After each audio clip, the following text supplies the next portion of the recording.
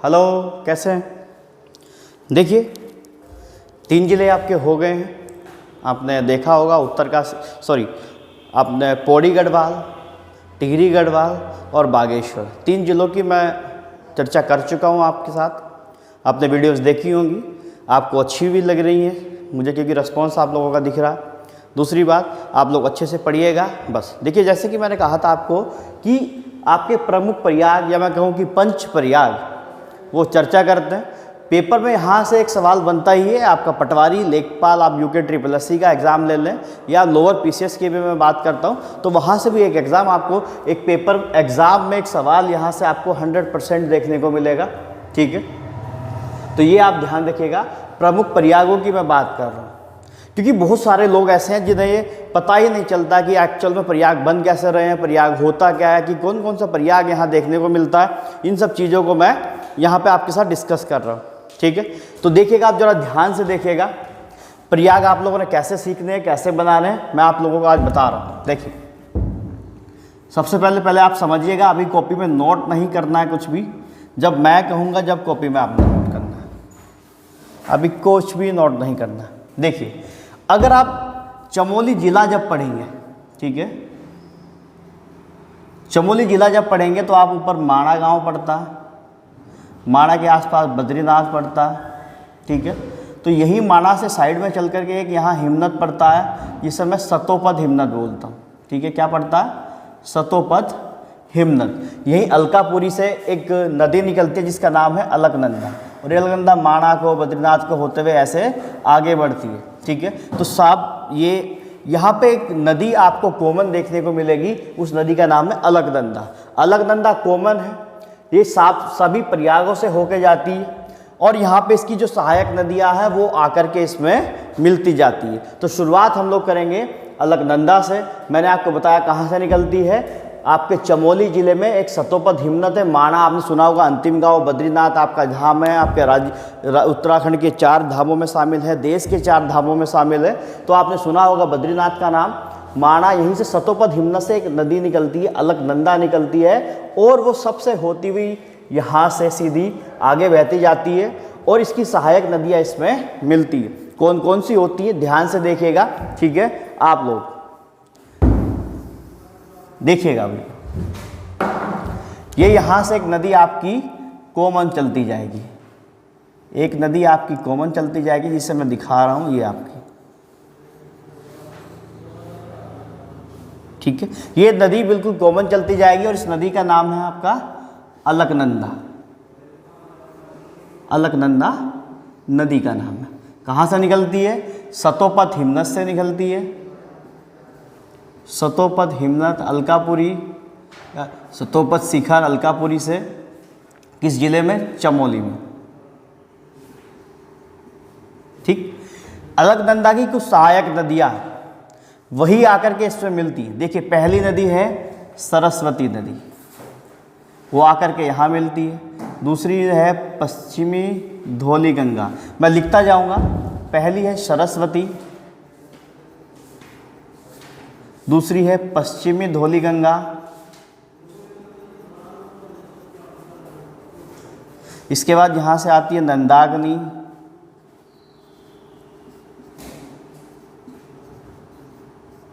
यहाँ पे आपने देखा था लास्ट क्लास में पिंडर नदी इधर से आई थी, नीचे बागेश्वर में पिंडारी एक ग्लेशियर था, उस ग्लेशियर से निकल के पिंडर नदी आई थी और आके किसमें मिली थी? अलकनंदा में। आपने अगर मेरी लास्ट क्लास ना देखी हो बागेश्वर जिला को, तो आप लोग यहाँ जाकर के उसे जरूर देख लिएगा। प्लेलिस्ट आपको मिल जाएगी, प्लेलिस्ट में आपको सब चीज़ें वहाँ देखने को मिलेंगी। ठीक है, यहाँ पे एक नदी इधर से आती है जिसका नाम है मंदाकिनी, और इधर से आपकी आती है एक नदी जिसका नाम है भागीरथी। ठीक है, उसका नाम है भागीरथी। तो ध्यान से देखिएगा। तो पहली बात क्या होती है कि प्रयाग होता क्या है, मैं आपको शायद लास्ट क्लास में बता चुका हूँ। 2 या 2 से अधिक नदियों का संगम, 2 या 2 से अधिक नदियों का संगम, जहाँ 2 या 2 से अधिक नदियाँ मिलती हैं वहीं पे क्या कहलाता है? प्रयाग बनता है। जैसा आपने पिछली क्लास में भी देखा था, क्या, जब बागेश्वर की हम लोग बात करें तो बागेश्वर में भी आपने देखा था कि वहाँ पे प्रयाग की स्थिति मैंने बताई थी, जिसे बागेश्वर को हमने तीर्थ राज प्रयाग कहा था। ठीक है, देखिए सरस्वती और अलकनंदा के संगम पे यहाँ पे एक प्रयाग आपको देखने को मिलता है, उसका नाम होता है केशव प्रयाग। आप कहोगे सर ये तो पंच प्रयाग में है ही नहीं, बिल्कुल सही बात है, ये पंच प्रयाग का हिस्सा नहीं होता है, लेकिन प्रयाग स्टार्ट यहीं से होते हैं, इसलिए ये इंपॉर्टेंट है और केशव प्रयाग को प्रथम प्रयाग की संज्ञा दी जाती है। प्रथम प्रयाग, क्यों प्रथम प्रयाग है?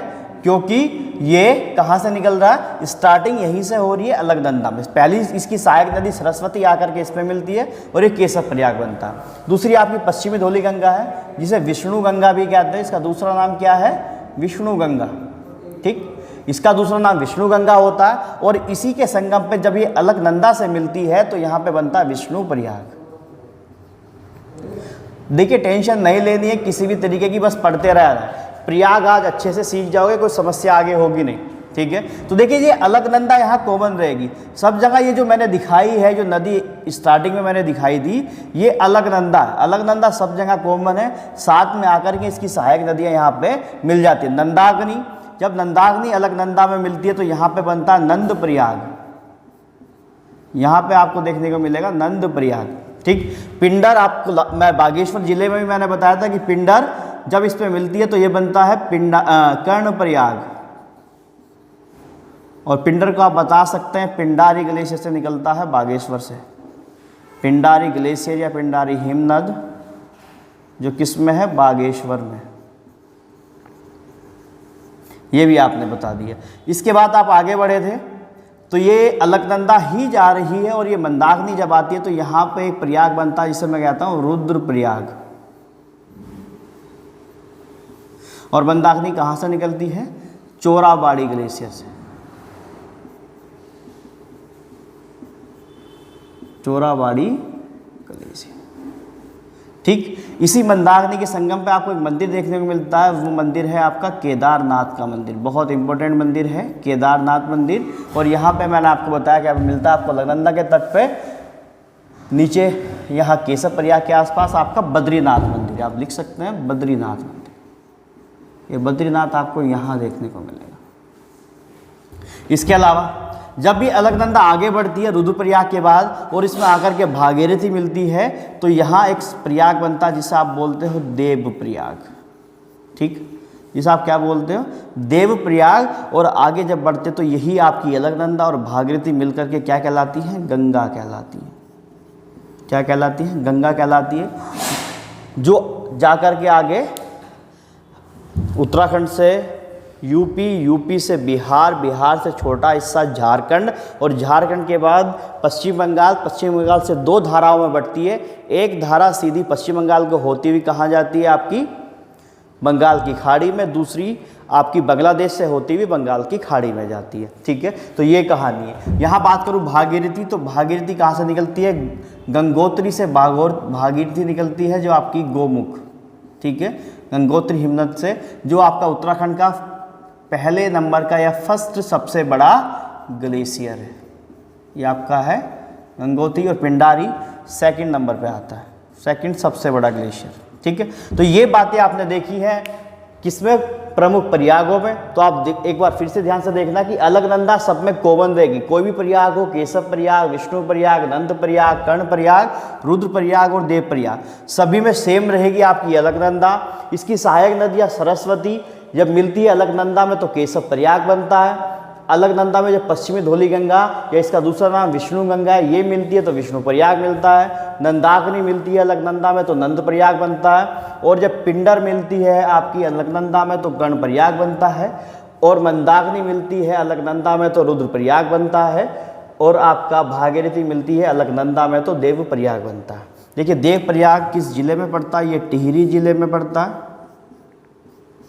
आपने वहाँ भी देखा था, ये रुद्रप्रयाग जिले में पड़ता है। और ये चारों केशव प्रयाग, विष्णु प्रयाग, नंद प्रयाग और कर्ण प्रयाग चारों चमोली जिले में आपको देखने को मिलेंगे। चारों चमोली जिले में आपको देखने को मिलेंगे। ठीक है, तो ये प्रमुख प्रयागों की बात है। ये आपने देखे कि आपके प्रमुख पर्याय कैसे बनते हैं। देखिए यहाँ से 100% एक सवाल आता ही आता है, तो आप इसे बहुत अच्छे से नोट करना और जैसे जैसे मैंने बताया है वैसे वैसे आप करना। देखिए इसमें आपको स्टार्टिंग जैसे मैंने बताई है ऐसे बनाना सीखना है पहले, फिर आप धीरे धीरे इसकी जब प्रैक्टिस करेंगे 2 बार 3 बार आप इसे पढ़ चुके होंगे तो ये आपको आसान लगने लगेगा।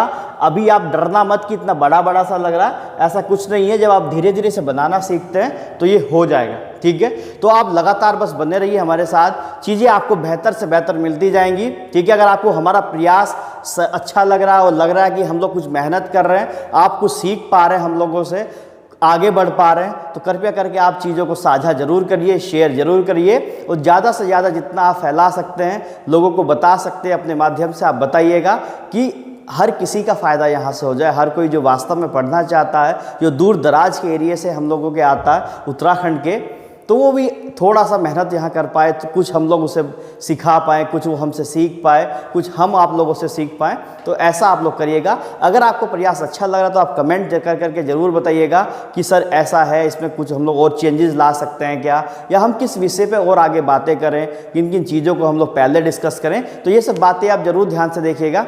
तो आप लोग बस जब तक मेहनत करते रहिएगा, खुद का ध्यान रखिएगा। धन्यवाद।